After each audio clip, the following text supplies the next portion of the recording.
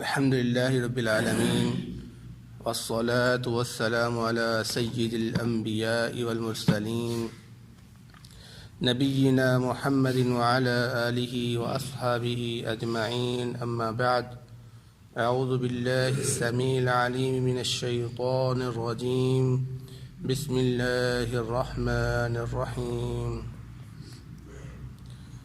لقد ابتغوا الفتنة من قبل، البتہ تحقیق وہ اس سے پہلے بھی فتنوں کو تلاش کرتے رہے۔ وقلبوا لك الامور، اور آپ کے معاملات کو الٹ پلٹ کرتے رہے۔ حتی جاء الحق، یہاں تک کہ حق آ گیا۔ وظہر امر اللہ، اور اللہ کا حکم غالب آ گیا۔ وہم کارہون، اس حال میں کہ وہ ناپسند کرنے والے تھے۔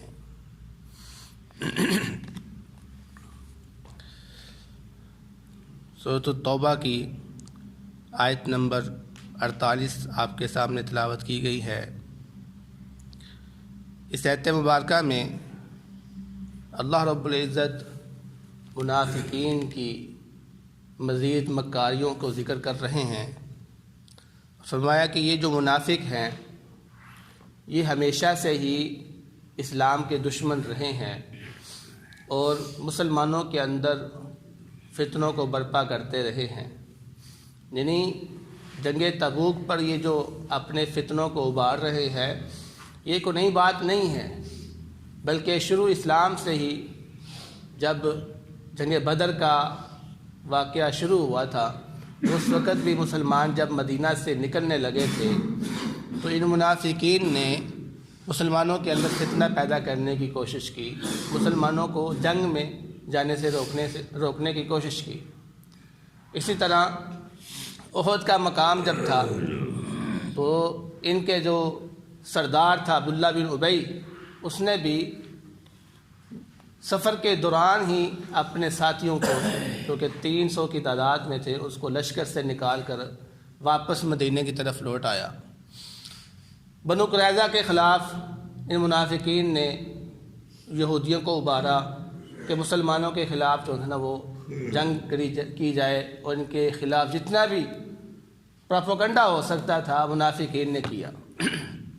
تو اللہ رب العزت یہاں پر بیان کر رہے ہیں کہ یہ تو عادی مجرم ہیں، یعنی فتنے کرنا، سازشیں کرنا ان کی پرانی عادت ہے، یہاں تک کہ اللہ رب العزت کا حکم جو ہے نا وہ غالب آ گیا۔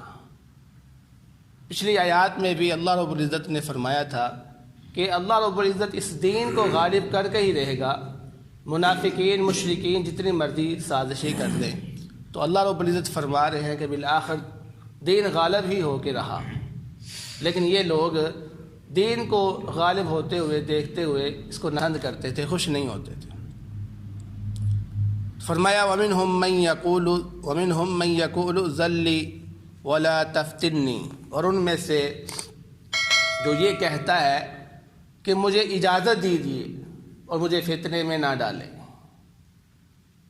اس سے مراد، فتنے سے مراد یا تو گناہ ہے، یعنی کچھ لوگ یا منافقین وہ رسول اللہ صلی اللہ علیہ وسلم کے پاس آئے اور وہ کہنے لگے کہ سفر جو ہے بڑی مشقت والا ہے اور ہمارے پاس اتنے اخراجات نہیں ہیں کہ ہم اس سفر کو طے کر سکیں، اور گرمی بھی شدت کی ہے، تو اگر آپ ہمیں اجازت نہیں دیں گے تو ہم یا تو سفر میں ہلاک ہو جائیں گے یا پھر ہمارے سفر میں نکلنے کی وجہ سے ہمارے اہل و عیال پیچھے سے ہلاک ہو جائیں گے، کیونکہ ہمارے حالات ٹھیک نہیں ہیں۔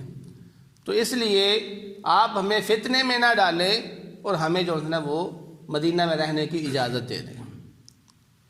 دوسری تفسیر ایک بعض مفسرین نے اس کی بیان کی ہے، وہ یہ ہے کہ جد بن قیس ایک منافق تھا، وہ نبی پاک صلی اللہ علیہ وسلم کے پاس آیا اور اس نے کہا کہ اے اللہ کے نبی، آپ جانتے ہیں کہ میں حسن پرست ہوں، میں حسن پرست ہوں، خوبصورتی پہ مرنے والا ہوں، اور آپ جہاد کے لیے نکل رہے ہیں روم کی طرف، شام کی طرف، اور شام کی عورتیں بڑی خوبصورت ہوتی ہیں، تو آپ مجھے اپنے ساتھ نہ لے کے جائیں، کیونکہ ان کی عورتوں کو دیکھ کر میں فتنے میں پڑ جاؤں گا۔ اس لیے میرے لیے بہتر یہ ہے کہ آپ مجھے مدینہ میں رہنے کی اجازت دیں تاکہ میں اس فتنے سے بچ سکوں۔ تو اس میں کوئی شک نہیں ہے کہ شام کا جو حسن ہے وہ بڑا معروف ہے۔ دنیا کے اندر جو سب سے زیادہ حسن پایا جاتا ہے وہ شام میں پایا جاتا ہے، اور آج یہی وجہ ہے کہ سعودی عرب میں آپ اگر دیکھیں تو اکثر سعودیوں کی جو شادی ہے نا وہ شام میں ہوئی ہے۔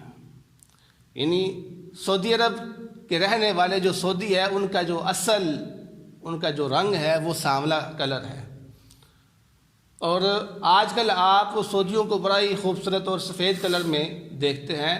تو یہ جتنے بھی سعودی سفید کلر میں ہیں زیادہ وہ شام کی نسل سے ہی ہیں، یعنی اکثر عورتیں اس ٹائم سعودی عرب میں وہ شام کی پائی جاتی ہیں۔ وجہ یہی ہے کہ شام کا حسن بڑا معروف ہے۔ تو یہاں پر اللہ رب العزت نے بیان کیا اس منافق کا قصہ کہ اس نے کہا کہ مجھے فتنے میں نہ ڈالے، مجھے گناہ میں نہ ڈالے، اور مجھے مدینہ میں رہنے کی اجازت دے دیں۔ تو اللہ رب العزت نے فرمایا الا فی الفتنۃ سقطوا، سن لو کہ یہ لوگ تو پہلے ہی فتنے میں ڈلے ہوئے ہیں۔ یعنی یہ اللہ رب العزت کی مخالفت کرنے والے، اللہ رب العزت کے رسول کی مخالفت کرنے والے بلا فتنے سے بچ سکتے ہیں۔ یہ اس سے بڑھ کر فتنہ کیا ہو سکتا ہے؟ یا جہاد سے پیچھے رہنے سے بڑھ کر فتنہ اور کیا ہو سکتا ہے؟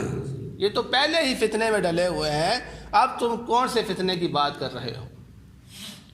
وَإِنَّ جَهَنَّمَ لَمُحِيطَةٌ بِالْكَافِرِينَ، اور بے شک اب تو کافروں کو جہنم ہی گھیرنے والی ہے۔ آگے فرمایا ان تصبک حسنۃ تسؤہم، اگر آپ کو کوئی اچھائی پہنچتی تو ان کو برا محسوس ہوتا۔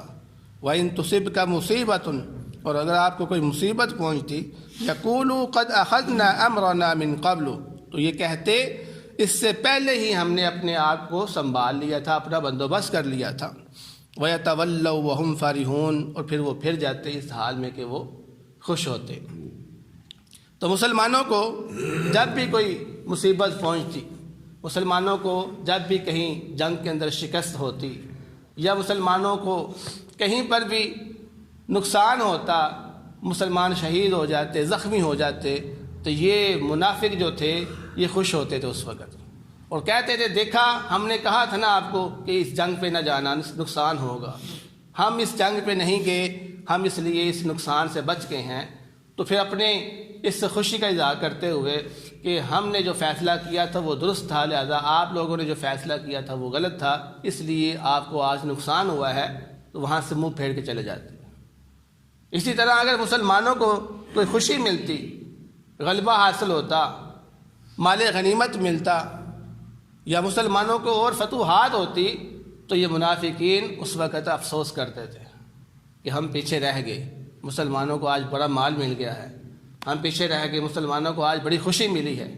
تو یہ اپنا اظہار اس طرح کیا کرتے تھے۔ تو اللہ رب العزت فرما رہے ہیں کہ قُل لَن يُصِيبَنَا إِلَّا مَا كَتَبَ اللَّهُ لَنَا، اے محمد صلی اللہ علیہ وسلم آپ ان سے فرما دیجئے کہ ہم پر کوئی مصیبت بھی نہیں پہنچتی مگر وہ جو اللہ رب العزت نے لکھی ہوتی ہے، یعنی اللہ رب العزت کی اجازت کے بغیر کوئی مصیبت ہم کو نہیں چھوتی۔ جو مصیبت بھی آتی ہے اللہ رب العزت کی طرف سے آتی ہے، اگر اللہ رب العزت نہ چاہے تو ہم پر کوئی مصیبت نہیں آتی، اور ہم تو اللہ کو ماننے والے ہیں، اللہ کے محبوب ہیں، اور جب اللہ رب العزت کے ہم محبوب بن گئے تو پھر وہ ہمیں خوشی دے کر آزمائے ہم تب بھی خوش ہیں، وہ ہمیں تکلیف دے کر آزمائے ہم تب بھی خوش ہے۔ کیوں؟ کیونکہ ہوا مولانا، وہ ہمارا مولا ہے، وہ ہمارا رب ہے، وہ ہمیں پالنے والا ہے، وہ ہمارے حمایتی ہے، وہی ہمارا دوست ہے، اس لیے اس کی طرف سے ہر چیز کو ہم بخوشی قبول کریں گے۔ وَعَلَى اللَّهِ فَلْيَتَوَكَّلِ الْمُؤْمِنُونَ، اور مومنوں کا تو شیوہ یہ ہوتا ہے کہ وہ اللہ رب العزت پر توکل کرتے ہیں، یعنی مومن کا کوئی دوسرا کام نہیں ہے کہ وہ مصیبت کے وقت درباروں پہ جا کے چلا جائے، وہ مصیبت آئے تو پیروں فقیروں کے پاس چلا جائے، مصیبت آئے گدی نشینوں کے پاس چلا جائے، نہیں، مومن کا شیوہ یہ ہے کہ وہ مصیبت کے وقت اپنے رب کو ہی پکارتا ہے، رب کے علاوہ اس کا کوئی در نہیں ہے۔ اس لیے تو حدیث میں آتا ہے کہ نبی پاک صلی اللہ علیہ وسلم نے فرمایا مومن ہر حال میں خیر میں ہی ہوتا ہے. مومن کے اوپر اگر مصیبت آتی ہے تو وہ صبر کرتا ہے، مومن کے اوپر خوشی آتی ہے تو وہ اللہ کا شکر ادا کرتا ہے. یعنی دونوں حالتوں میں مومن خیر ہی خیر پاتا ہے. تو یہاں پر بھی یہی معنی ہے کہ مومن جو ہے وہ اللہ رب العزت پر بھروسہ کرتے ہیں، اور جو چیز بھی اللہ رب العزت کی طرف سے آتی ہے، وہ مصیبت ہو یا خوشی ہو، اس کو وہ قبول کرتا ہے کہ میرے رب کی طرف سے میری آزمائش ہے تو میں اس پہ صبر کروں گا یا میں اس پہ اللہ رب العزت کا شکر ادا کروں گا. تو دعا ہے اللہ رب العزت سے جو سنا ہے اس پر عمل کرنے کی توفیق عطا فرمائے.